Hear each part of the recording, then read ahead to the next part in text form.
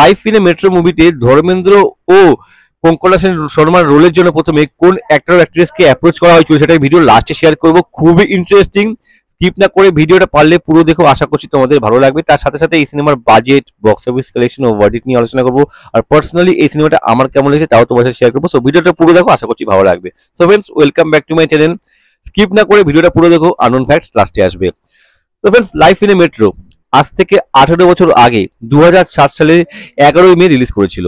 মুখ্য চরিত্র ছিল ধর্মেন্দ্র, নাফিসা আলী, শিল্পা শেট্টি, কে কে মেনন, শর্মন যোশী, কঙ্কনা সেন শর্মা, কঙ্গনা রানাওয়াত, ইরফান খান, শাইনি আহুজা, মনোজ পাওয়া, আরো অনেকে ছিল। লাইফ ইন এ মেট্রো একটা lifestyle musical drama cinema. Produce করেছিল রডি স্ক্রুবালা, ডাইরেক্ট করেছিল অনুরাগ বাসু। যদি এই সিনেমার বাজেট ও বক্স অফিস নিয়ে কথা বলি, মেট্রোর বাজেট ছিল 8 কোটি, আর প্রথম দিন বক্স অফিসে ইনকাম করেছিল 82 লাখ টাকা, আর প্রথম উইকের পর কালেকশন ছিল 6 কোটি 85 লাখ টাকা। আর এই সিনেমাটা overall net India life time collection করেছিল 15 কোটি 63 লাখ টাকা। বক্স অফিসে সেমি হিট হয়েছিল। স্ক্রিনশট দেওয়া আছে, পজ করে তোমরা ডেটা চেক করতে পারো। এবার যদি আমার পার্সোনাল রিভিউ শেয়ার করি তোমাদের সাথে, আমার এক কথায় ব্যাপক লেগেছে। খুব ভালো একটা সিনেমা, খুব সুন্দর একটা সিনেমা, খুব ভালোভাবে বানিয়েছে অনুরাগ বাসু।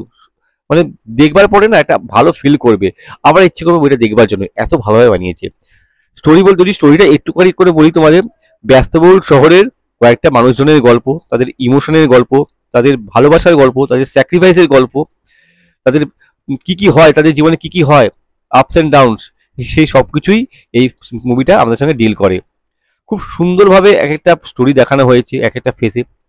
খুব ভালো লেগেছে এক কথায়।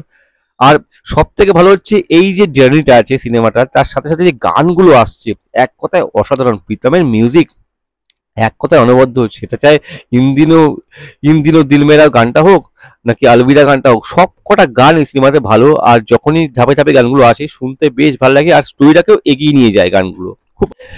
যদি পারফরমেন্সের দিকে আসি, ধর্মেন্দ্র এক কথায় অসাধারণ, লেজেন্ড, আর ব্যাপক হ্যান্ডসাম লাগছিল। খুব ভালো কাজ করেছে ধর্মেন্দ্র। তার অপোজিটে ছিল নাফিসা আলী, মানে এক একজনের পেয়ার দেওয়া হয়েছে, খুব ভালো কাজ করেছে।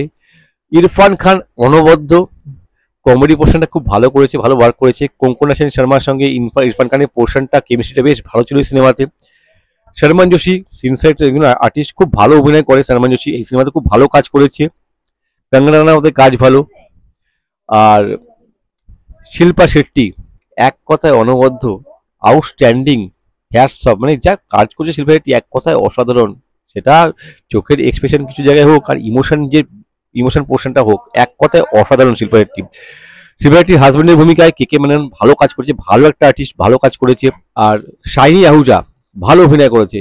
আরো যারা যারা ছিল, মানুষ পাওয়া ছোট একটা রোল ছিল, ভালো কাজ করে, সবাই এই সিনেমাতে ভালো কাজ করেছে, এক কথায় অসাধারণ। যদি না দেখে থাকো, এই সিনেমাটা একবার দেখো, ডেফিনেটলি এই সিনেমাটা তোমাদের ভালো লাগবেই, একটা ভালো ফিল দেবে। খুব সুন্দর একটা সিনেমা, মনের মধ্যে অবশ্যই আমার জায়গা করে নিয়েছে, তাই তোমার সাথে শেয়ার করছি। আমি আজকেই সিনেমাটা দেখেছি, তাই ভাবলাম চট করে তোমাদের সাথে শেয়ার করে নিই ভিডিওর মাধ্যমে, তাই এই ভিডিওটা তৈরি করছি।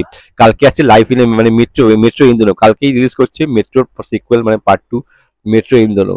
দেখা যাক সেটা কেমন হয়। তবে এই সিনেমাটা এক কথায় অসাধারণ। এটাও বলে দিচ্ছি, মেট্রো ইন দোনো হয়তো ভালো হবে, কিন্তু লাইফ ইন এ মেট্রো মতো হবে না। যে কোনো সিকুয়েলের প্রথম পার্টটা স্পেশাল থাকে, এই সিনেমাটাও একটা স্পেশাল। হয়তো থেকে ভালো বানাতে পারে, কিন্তু এই সিনেমাটা হতে পারবে না। এই সিনেমাটা আমাদের মনের মধ্যে জড়িয়ে আছে, ব্যাপক সিনেমা, দেখো পারলে। এবার কিছু ইন্টারেস্টিং আননোন ফ্যাক্ট। এই সিনেমাতে ধর্মেন্দ্র রোলের জন্য প্রথমে আমাদের বাংলার সৌমিত্র চ্যাটার্জিকে অ্যাপ্রোচ করা হয়েছিল, কিন্তু ওই সময় সৌমিত্র চ্যাটার্জি একটু অসুস্থ ছিল, এই জন্য এই রোলটা করতে পারেনি। ফাইনালি ধর্মেন্দ্র এই সিনেমায় কাস্ট হয়।